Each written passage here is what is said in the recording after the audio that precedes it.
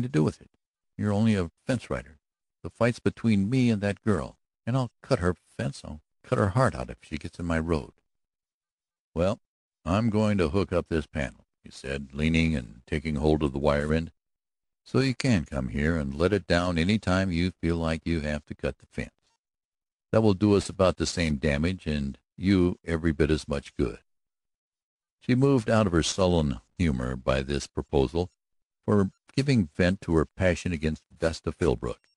It seemed as if he regarded her as a child and her part in this fence feud a piece of irresponsible folly.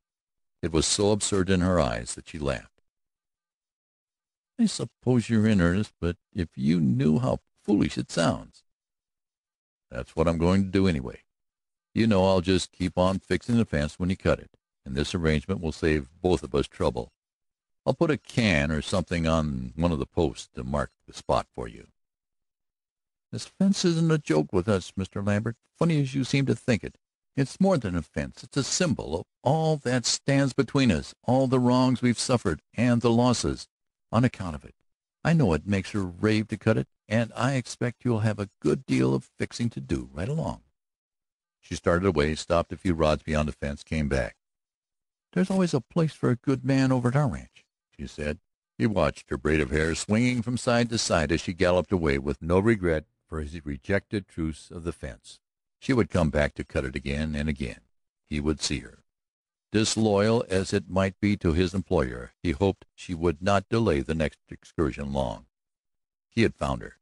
No matter for the conditions under which the discovery had been made, his quest was at an end. His long flights of fancy were done. It was a marvelous thing for him, more wonderful than the realization of his first expectations would have been.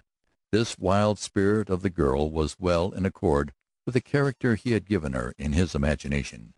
When he watched her away that day at Misery, he knew she was the kind of woman who would exact much of a man. As he looked after her anew, he realized that she would require more. The man who found his way into her heart would have to take up her hatreds, champion her feuds, ride into her forays, follow her wild will against her enemies. He would have to sink the refinements of his civilization in a measure, discard all preconceived ideas of justice and honor. He would have to hate offense. The thought made him smile. He was so happy that he found her that he could have absolved her of a deeper blame than this. He felt, indeed, as if he had come to the end of vast wanderings, a peace as of the cessation of turmoils in his heart. Perhaps this was because of the immensity of the undertaking which so lately had lain before him, its resumption put off from day to day, its proportions increasing with each deferment. He made no movement to dismount and hook up the cut wires, but sat looking after her as she grew smaller between him and the hill. He was so wrapped up in his new and pleasant fantasies that he did not hear the approach of a horse on the slope of the rise until its quickened pace as it reached the top brought Vesta Philbrook suddenly into his view. "Who is that?" she asked, ignoring his salutation in her excitement. "I think it must be Miss Kerr. She belongs to that family, at least." "You caught her cutting the fence?" "Yes, I caught her." "You let her get away?" "There wasn't much else I could do," he returned, with thoughtful gravity. Vesta sat in her saddle as rigid and erect as a statue, looking after the disappearing rider. Lambert contrasted the two women in mental comparison, struck by the difference in which rage manifested itself in their bearing. This one seemed as cold as marble, the other had flashed and glowed like hot iron. The cold rigidity before his eyes must be the slow wrath against which men are warned. The distant rider had reached the top of the hill from which she had spied on the land. Here she pulled up and looked back, turning her horse to face them, when she saw that Lambert's employer had joined them. A little while she gazed back at them, then waved her hat as in exultant challenge, whirled her horse, and galloped over the hill. That was the one taunt needed to set off the slow magazine of Vesta Philbrook's wrath. She cut her horse a sharp blow with her quirt, and took up the pursuit so quickly that Lambert could not interpose either objection or entreaty. Lambert felt like an intruder who had witnessed something not intended for his eyes, and had no thought at the moment of following and attempting to prevent. what might turn out to be a regretful tragedy, but sat there, reviling the land that nursed women on such a rough breast as to inspire these savage passions of reprisal and revenge. Vesta was riding a big brown gelding, long-necked, deep-chested, slim of hindquarters as a hound. Unless rough ground came between them, she would overhaul the Kerr girl inside of 4 miles, for her horse lacked the wind for a long race, as the chase across the pasture had shown. In case that Vesta overtook her, what would she do? The answer to that was in Vesta's eyes when she saw the cut wire, the raider riding free across the range. It was such an answer that it shot through Lambert like a lightning stroke. Yet it was not his quarrel. He could not interfere on one side or the other without drawing down the displeasure of somebody, nor as a neutral without incurring the wrath of both. This view of it did not relieve him of anxiety to know how the matter was going to terminate.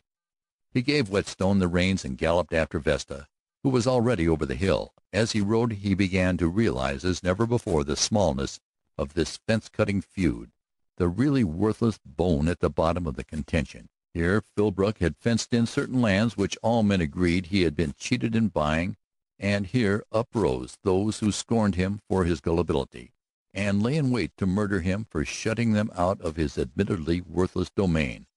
It was a quarrel beyond reason to a thinking man. Nobody could blame Philbrook for defending his rights, but they seemed such worthless possessions to stake one's life against day by day, year after year. The feud of the fence was like a cancerous infection. It spread to and poisoned all that the wind blew on around the borders of that melancholy ranch. Here were 2 young women, riding breakneck and bloody-eyed to pull guns and fight after the code of the roughest.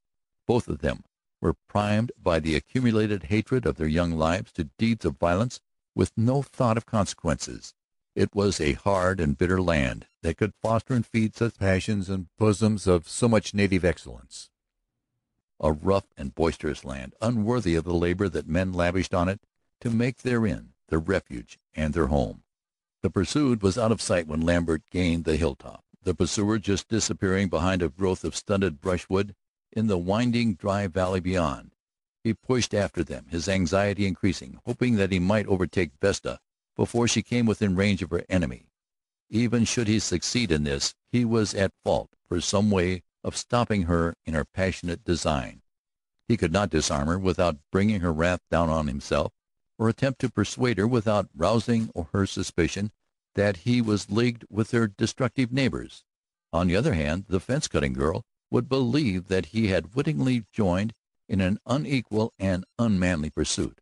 A man's dilemma between the devil and the deep water would be simple compared to this. All this he considered as he galloped along, leaving the matter of keeping the trail mainly to his horse.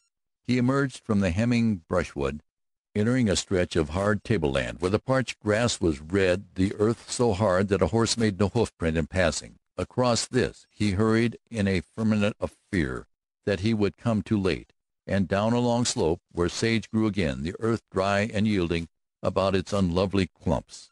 Here he discovered that he had left too much to his horse. The creature had laid a course to suit himself, carrying him off the trail of those whom he sought in such breathless state.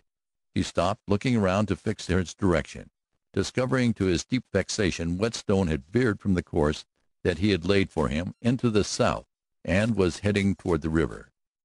On again, in the right direction, swerving sharply in the hope that he would cut the trail, so for a mile or more, in dusty, headlong race, coming then to the rim of a bowl-like valley and the sound of running shots. Lambert's heart contracted in a paroxysm of fear for the lives of both those flaming combatants as he rode precipitately into the little valley. The shooting had ceased when he came into the clear and pulled up to look for Vesta. The next second the 2 girls swept into sight. Vesta had not only overtaken her enemy, but had ridden round her and cut off her retreat. She was driving her back toward the spot where Lambert stood, shooting at her as she fled, with what seemed to him a cruel and deliberate hand. End of chapter 12.